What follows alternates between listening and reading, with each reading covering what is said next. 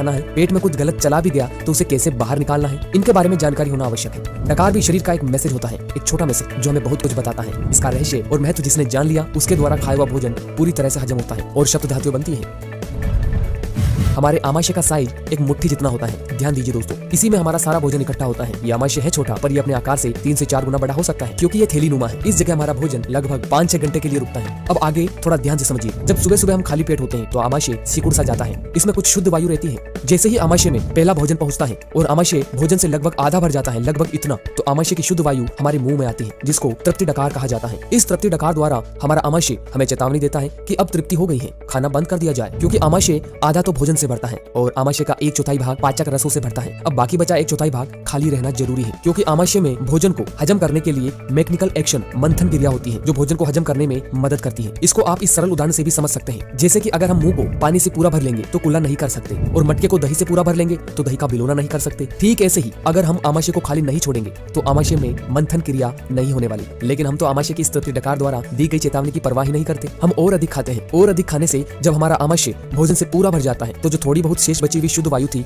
वो डकार के रूप में बाहर आती है, जिसे पूर्ण डकार कहा जाता है। इस पूर्ण डकार द्वारा हमारा आमाशय हमें चेतावनी देता है कि अब वह पूरा भर गया है। अब भोजन को हजम करने में वह कोई मदद नहीं कर सकता। लेकिन बात यही तक खत्म नहीं होती। भोजन को हजम करने के लिए जो एसिड या पाचक रस चाहिए थे वे फिर भी निकलते हैं, क्योंकि यह शरीर का नियम है। उस एसिड को आमाशय में जाने के लिए जगह नहीं मिलती, क्योंकि आमाशय को तो हमने पहले ही पूरा भर लिया है। अब वह एसिड आमाशय के ऊपर के भाग में भोजन नली में ही पड़ा रहता है। ऐसी अवस्था वाले व्यक्ति कहते रहते हैं कि उनको जलन, एसिडिटी होती है, या उनके शरीर में तेजाब बन रहा है। अब आगे की कहानी और खतरनाक है। आमाशय में जो भोजन ऊपर तक हमने ठसाठस भर लिया, उसकी दशा एक बंद डिब्बे जैसी हो जाती है। अब ना तो इसको पाचक रस मिलने वाले और ना ही मंथन क्रिया के लिए जगह। अब ऐसी अवस्था में भोजन सिर्फ पड़ा रहता है और पड़ा पड़ा सड़ने लगता है। भोजन जब सड़ता है तो उसमें गैस बनती है। ध्यान दीजिए दोस्तों, भोजन जब सड़ता है तो उसमें गैस बनती है। ये गैस कुछ तो गुदा द्वार से बाहर निकलती है, जिसको हम पाद के रूप में अनुभव करते हैं, और कुछ गैस का भाग आमाशय के ऊपर की तरफ मुंह से बाहर निकलता है। ये गैस जब ऊपर आ रही होती है तो भोजन नली में मौजूद एसिड के साथ मिलकर हमारे मुंह में आती है, जिसको हम कहते हैं खट्टे डकार आना। खाते हम गुलाब जामुन है, हमें आने चाहिए मीठे डकार, किंतु आ रहे हैं खट्टे डकार। जरा सोचिए, अगर व्यक्ति तृप्ति डकार आते ही भोजन लेना बंद कर दे तो उसे गैस और तेजाब का अनुभव नहीं होगा। अगर व्यक्ति तृप्ति डकार आने के बाद भी खाना बंद नहीं करेगा तो जीवन भर गैस और तेजाब उसका पीछा नहीं छोड़ने वाला, चाहे वे व्यक्ति जीवन भर एंटासिड, चूर्ण वगैरह लेता रहे। आप इस बात को ना भूलें कि संसार की लगभग 80% आबादी गैस और तेजाब के रोग से पीड़ित है। ये थी 3 तरह की डकार: तृप्ति डकार, पूर्ण डकार और खट्टी डकार। एक चौथी डकार बचती है, भूख डकार। भोजन लेने के लगभग 5-6 घंटे बाद हमारा आमाशय भोजन को नीचे छोटी आंत में धकेल देता है, चाहे भोजन पचा हो या सड़ा हो। भोजन को 5-6 घंटे के अंदर आमाशय से निकलना ही पड़ता है। जब हमारा आमाशय खाली हो जाता है तो वह दोबारा सिकुड़ता है और उसमें से कुछ वायु हमारे मुंह में आती है, जिसको भूख डकार कहा जाता है। इस डकार में दुर्गंध या स्वाद नहीं होता। जब ये आती है तो शरीर में अलग किस्म का